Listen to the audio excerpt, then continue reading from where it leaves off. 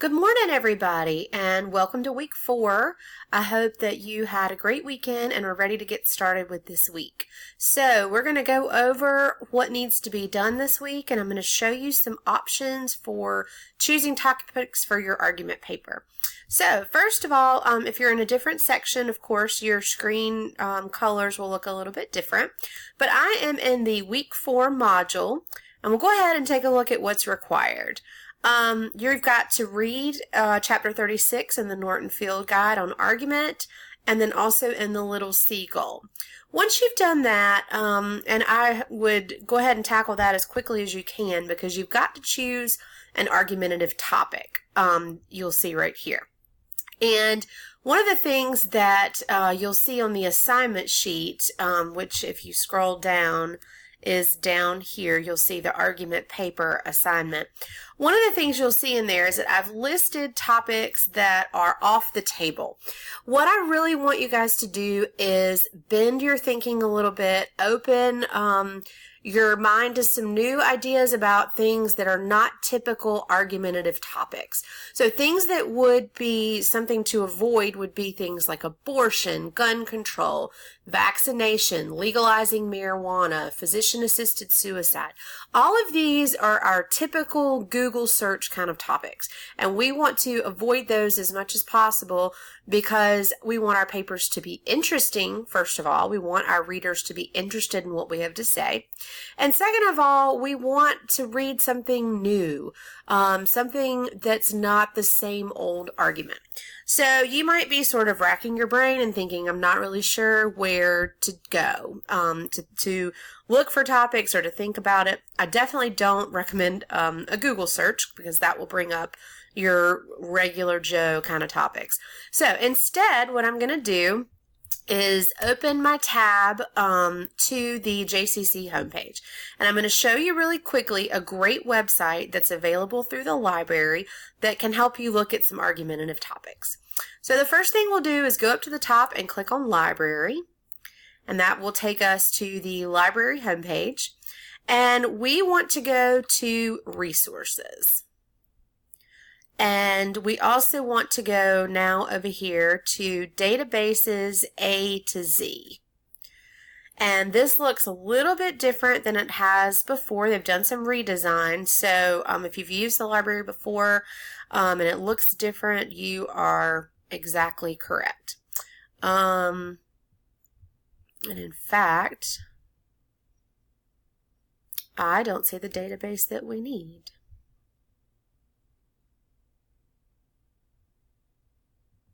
So from the JCC Library homepage, we're going to click on Resources, and then we're going to come down here to By Subject. And again, this looks a little different than it has in the past. So if you're familiar with the library and this looks different, again, no worries, they have just changed it all up. Okay, so we're going to scroll down here and you'll see that there are a lot of options for you to use to search for sources for your topic. But the one that we want to look at right now is going to help you with topics. And that's going to be the Opposing Viewpoints in Context database.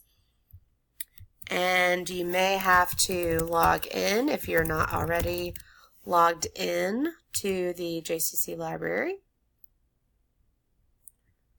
Sorry that this is taking a little longer than it normally does. Okay, so where we are now is the Opposing Viewpoints in Context webpage, and you want to come up here to Browse Issues. And what it's going to do is, this is such a great website because it gives you practically every topic under the sun. You can search all the way back to 2013-14 for national debate topics, but really everything you can think of is on this list. Things to research, argue, just about anything that you would want to talk about is on this list. So let's choose something like, let's go down to standardized testing. Maybe you are going into education and you feel like standardized testing is not something that you believe in. Maybe you took a lot of standardized tests as a student and you feel that it's not a great way to measure what someone's learned. So what we would do is click on the topic, and then we come down here and see what's available. We have some featured viewpoints, and most of these come from newspapers and magazines. Here's an interesting argument for standardized test. Then over here, academic journals. These might be great sources for you to use in your papers because, of course, we've got to have 3 academic sources to support your argument. So you can take a look at these, click around, see what you see, and see if that's a good topic for you. So we can go back to browse issues if you're in, maybe you're into law enforcement. I know we have some people that are in criminal justice and forensics, and maybe you want to look into police brutality and you want to argue something related to that. We click on here, and up here it tells you how many academic journals it has available for you. You can go all the way down to audio, websites, that kind of thing. So that is certainly a website that I would recommend. So I wanted you to see that first. And then if we head back, I'm just going to keep pressing back until we get to the library.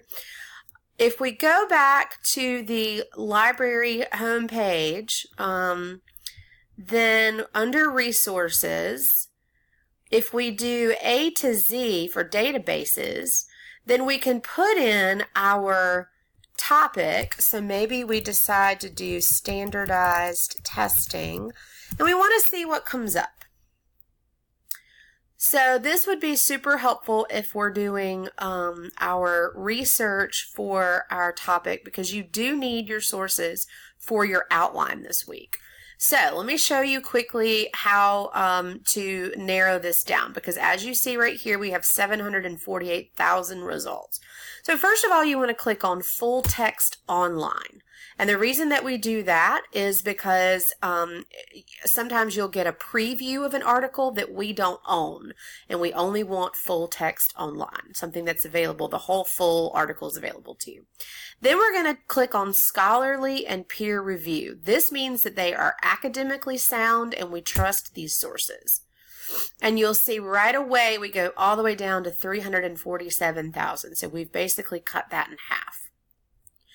Then journal articles are a great idea. A publication is fine. We want to avoid book reviews if at all possible. So I would definitely click on journal article. Journal article should narrow that down some more.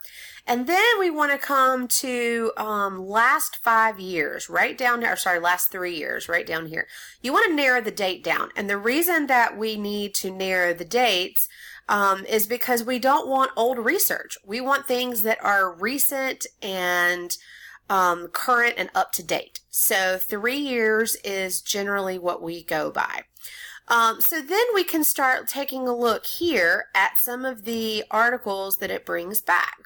So maybe standardized testing is too broad. So if you are for standardized testing, maybe we would put in the benefits of standardized testing and see what comes back. And we might also need to change our search topic. Maybe we say standardized testing in public schools. That seems to be a popular search. Testing patients, testing limits, testing college readiness. So lots of these you can go through and kind of take a look at. So that's going to be generally the search that you want to do. So just make sure you're checking full text online, scholarly and peer review, and journal article. And then also down here, last 3 years. Okay? So let's go back to Blackboard.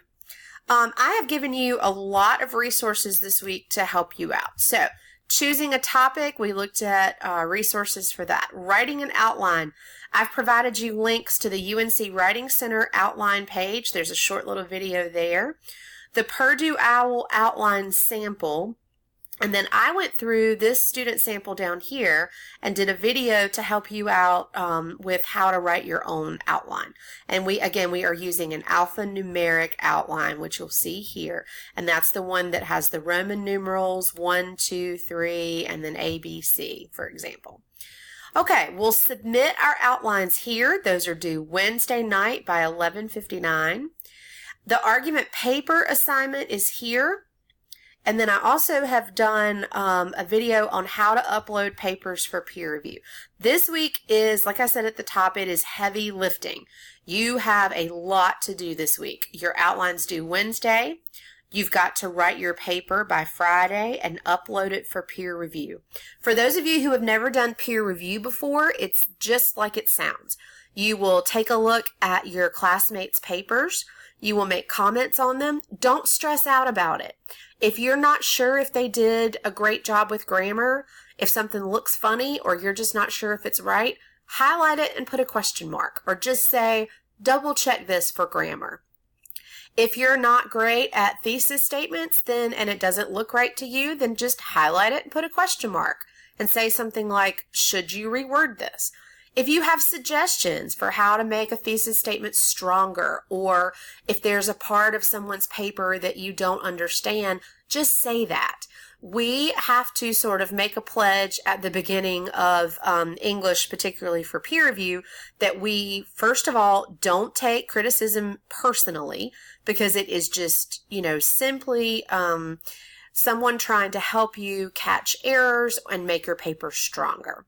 Second of all, the reason that I require peer review and not me reviewing your paper before you turn it in is because you need to work on your editing and revision skills. So a lot of people say, well, why can't you, Ms. Baker, just check over our papers for us? And the reason for that is you've got to be able to find errors, find mistakes, but also read other people's papers to see what they do well. What are some strong paragraphs? What are the great thesis statements that you've seen? Who has a really powerful conclusion? Right here is our peer review sheet. And again, in this video, I talk about how to upload your paper to the file exchange, and your groups are right here. So you'll click on this link to find your name in one of the peer review groups. So we'll scroll back up and again, look at our list. The first thing we do is read. Then we're going to choose a topic, write an outline, and post that outline. You'll submit it. And then you'll start the first draft of your paper, which is due for peer review Friday. And then you'll see here they've got to be reviewed by Sunday. Peer review is not optional. It is absolutely required. So you have got to do both parts. 50% of it will be you uploading your paper on time, and the other 50%, of course, will be reviewing your partner's papers. So it is not optional, and if you don't upload your paper, or worse, you don't upload your review of someone else's, then they really don't have any help next week when they need to turn in their paper. So that's kind of this week in a nutshell. Please let me know if you have questions. I am going to start working on your cause and effect papers, but I'm mainly going to be focused on your outlines. So the sooner that you turn in your outline, the better. I can take a look at it and make some suggestions before you move into writing the full paper. So email me if you have questions. I hope you guys have a great week, and you can do this.